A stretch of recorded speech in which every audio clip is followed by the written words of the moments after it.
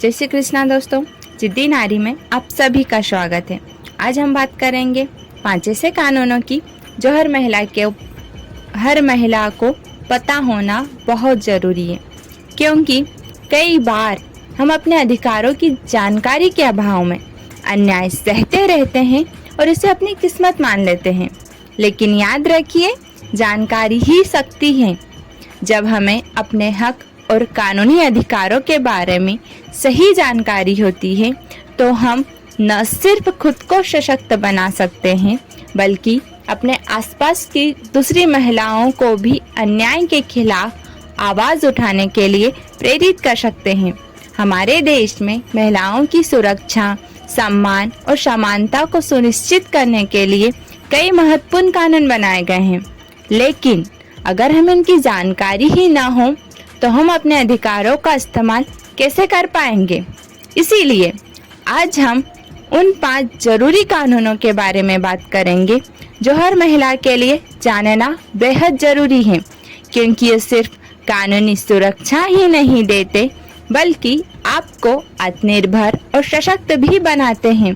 तो आइए बिना समय गवाए जानते हैं वे 5 महत्वपूर्ण कानून जो हर महिला के लिए ढाल का काम करते हैं। पहला कानून है घरेलू हिंसा से महिलाओं की सुरक्षा अधिनियम 2005।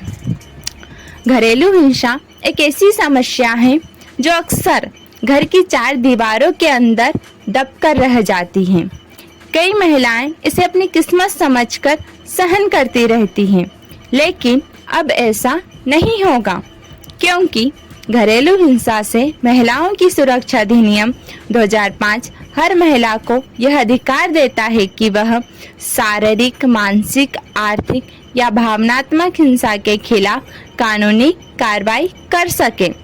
तो चलिए अब हम जानते हैं घरेलू हिंसा में क्या क्या आता है। पहला होता है शारीरिक हिंसा।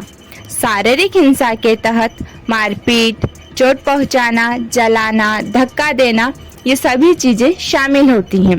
दूसरी होती है मानसिक हिंसा।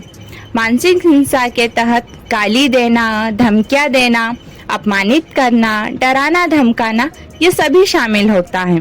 तीसरी होती है आर्थिक हिंसा। महिला को जबरन आर्थिक रूप से निर्भर बनाना, उसकी संपत्ति या पैसों पर नियंत्रण रखना, पैसे न देना, आर्थिक रूप से निर्भर बनाए रखना या फिर नौकरी न करने देना, ये सभी शामिल होता है। चौथी होती है यौन हिंसा। बिना सहमति शारीरिक संबंध के लिए मजबूर करना यौन शोषण या यौन हिंसा कहलाती है। इस कानून के तहत महिलाएं घरेलू हिंसा की शिकायत दर्ज करवा सकती हैं, अपने ही घर में सुरक्षित रूप से रहने का अधिकार रखती हैं, न्यायालय से सुरक्षा आदेश, गुजारा भत्ता और मुआवजे की मांग कर सकती हैं।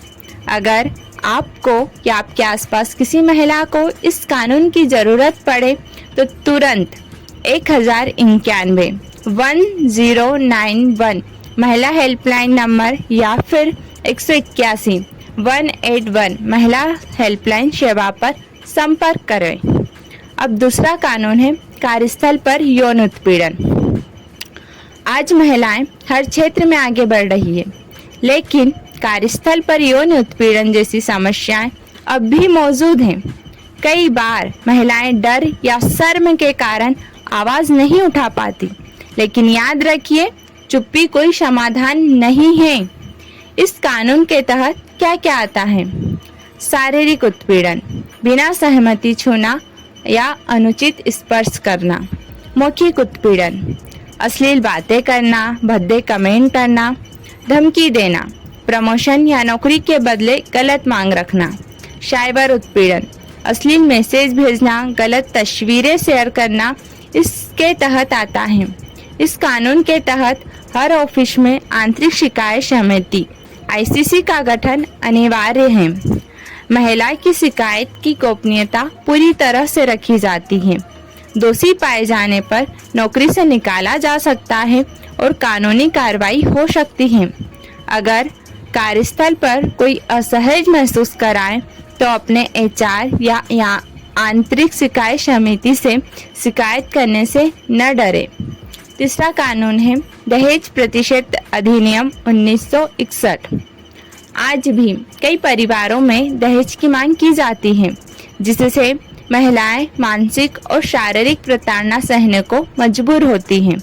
लेकिन दहेज लेना और देना दोनों ही कानूनी अपराध हैं। इस कानून के तहत क्या क्या आता है?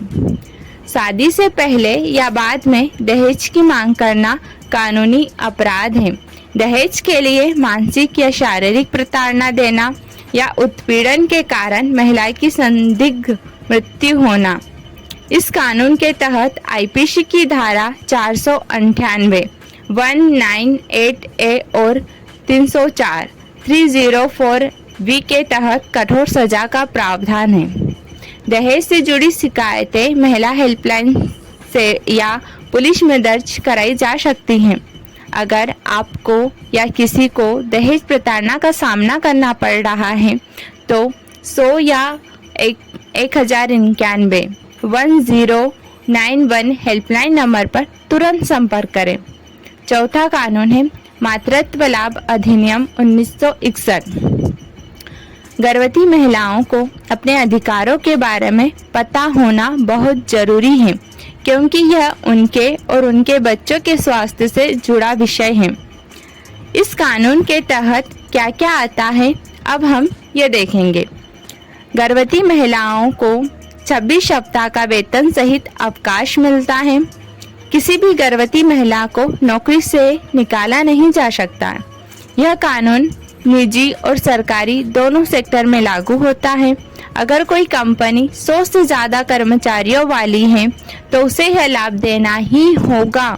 अगर कोई कंपनी नियमों का पालन नहीं करती तो उस पर कानूनी कार्रवाई हो सकती है।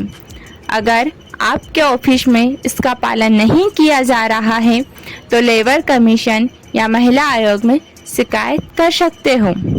पांचवा कानून है निजता और गरिमा का अधिकार। आईपीसी की धारा 354C और 354D। आज डिजिटल युग में महिलाओं की निजता और गरिमा की रक्षा करना बेहद जरूरी हो गया है। तो चलिए अब हम जानते हैं इस कानून के तहत क्या क्या आता है। पीछा करना, बार बार कॉल करना या अश्लील मैसेज भेजना अपराध है।